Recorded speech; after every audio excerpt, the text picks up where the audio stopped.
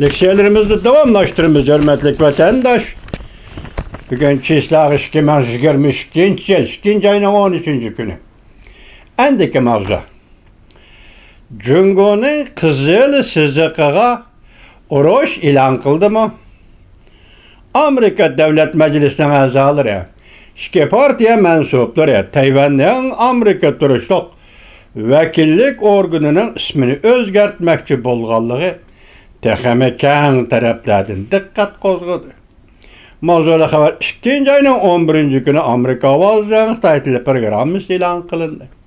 Xəbər bu şunda başladı. Arlıqda menin kameram 5 gündək toxtab qaldı. Şu arlıqda yaxşı xəbərlər ketib qaldı. Məsələn 2. ayının 3. günü Yaponiya parlamentinin Uyğurlarının Hong Kong'un kişilik hüquq doğrusu ilan qılğan qararı o ketib qaldı.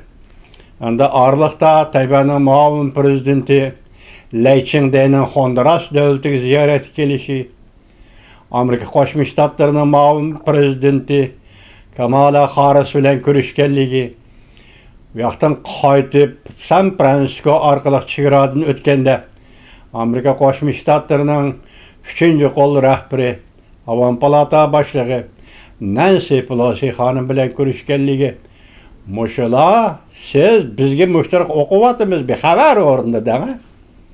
Cungo için nimidin direkt birdi. Çok tasavvur kılan vatandaşı.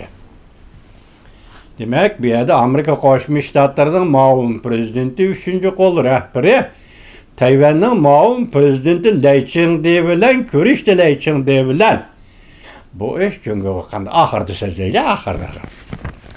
Leksiyaning davomi boshlanishida Washington, Şərqi Avropada Litvan Cumhuriyeti Tayvan'da qurğan vakalatxanasının ismi meselesi de Cungo'nun iqtisadi öç elişe oxşurdu.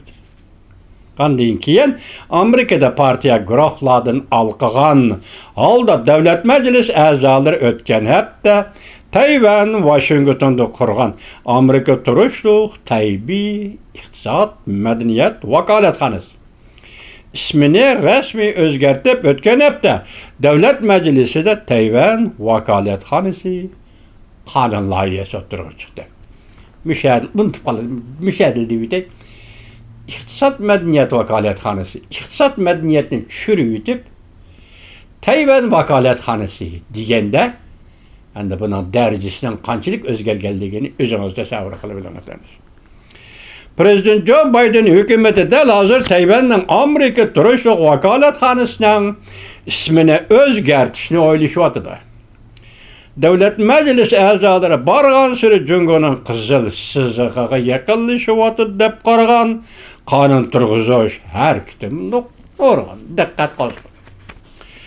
2. ayının 3. Kengash Palatası Tashqi Munosabatlar Komitetining a'zosi senator Marco Rubio bu komitetning raisi Bob Menendez S-3573 belgilik Tayvan vakalatxanası layihesini o'ttirg'a qo'yib Amerika Devlet Meclisi ve Devlet İşler Katibining Amerika Devlet Mahkemesi ve Devlet İşler Katibining Tayvan'ın Amerika turuşluq iqtisod madaniyat vakalatxanasının ismini Tayvan vakalatxanası deb o'zgartishni maslahatlashgan.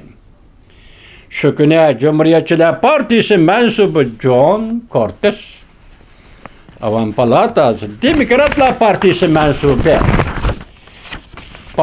mensubi Chris Pappas, Avam palatası yuqorga o'xshash qonun loyiha o'tirib qo'ydi. Senator Marco Rubio'ning ishxonasi bayonot e'lon qilib bunday ko'rsatdi.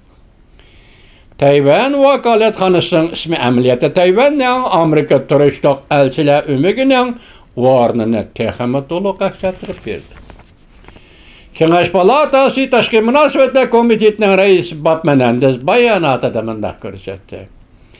Xalqaro vaziyat haddidan ziyoda keskin hamda Beijing zo'magar bo'lishni davomli qo'g'lishib Tayvanga besim ishlatayotgan bir paytda bu muhim qonun loyiha Amerikaning Tayvan munosabatlari qonuni asoslanib Tayvan xalqi va Tayvanning kelgusini o'zi belgilash huquqi xalqaro jamiyatning bir a'zosi sifatida diplomatiya boshlig'i ega bo'lish va texmi hurmatga sazovor bo'lishni gavdlantiribman.